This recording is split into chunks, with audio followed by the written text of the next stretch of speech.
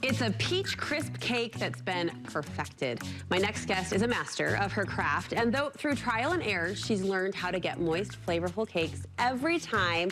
She says it's just a few simple tricks. We can do this too at home. I'm here with our good friend, Courtney Rich, trying to put our personal catch-up aside to focus on business.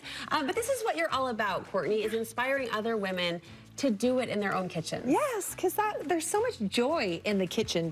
It's where we gather our families, our friends. It's also where we can have a little me time. Sometimes we're doing it by ourselves and we just turn on the music or a podcast and we can just create. And there's something there about that space and using our hands and creating something sweet. Like, come on, let's be real. That is the best part of this all. Is this a good basic crack my eggs, get my hands on it kind of a cake? It feels complicated. Yes and no. Maybe this is a little bit more complicated. Okay. I love this one because there are so many different flavor profiles in it, and it's getting me excited for spring and summer. I know we're not in peach season yet, but I was making this for Weston and his friends last night, and I thought this would be a great one to show because these cake layers, if we get a close-up on them, they're really tender and moist. And I think when people are like, I'm not good at baking, it never works out for me, we're missing some of the basic teaching techniques that maybe aren't always absorbed just by reading a recipe. Well, and can I just quick pause tap, reflect on your personal story? You sort of stumbled into this. Your first cake did not look like that, my friend. No, do you want to, should we actually pull that up for a minute? I think we oh, yes, because I sent Harley some photos. And if not, we can also look, yes, there it is. Nothing to knock. I'm sure it was delicious, but we've seen some improvement over the years. We've totally seen some improvement, but that was my first cake. Weston was 1 year old, so he is 17 now, which is hard to believe. And I just thought, let's make him a homemade cake for his birthday. I actually was trying to impress my in-laws. That's actually true. Yes, little cake because they're so good at cooking. And I loved the process. I loved sharing it with everyone after and watching them eat it. And so I just thought, I'm gonna keep getting back into the kitchen whenever I had time. So when I wasn't working my job, when I wasn't being mom, like maybe Weston was napping or Ryan was with him, I'm like, I'm gonna get in the kitchen and just try this out. So really taught myself through trial and error, never took a class, never, you know, this was not my degree at all, but it's become my passion. And it's those basics that you've mastered that do amount to recipes like this or cake projects like this. And if you follow me on Instagram, I know I sound like a broken record, but the biggest one, and it's worth repeating 100 times and 100 times, is room temperature ingredients. If you're baking with cold ingredients, for cake specifically, it's not gonna turn out well because our cold ingredients will not blend well together.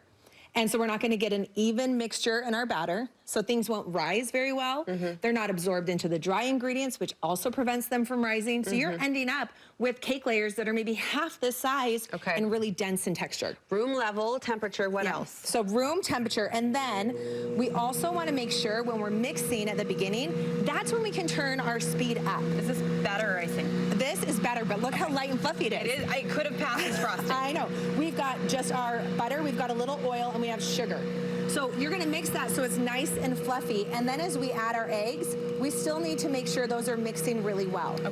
So keep this in mind. At the beginning, speed is high. At the end, we're gonna have it low. I think you need a jingle for that. Right? We can work on something more catchy. Okay, I like that. Let's do that for next time. I'll even sing it. No, I won't. That would be the worst show of your life. I don't sing or dance.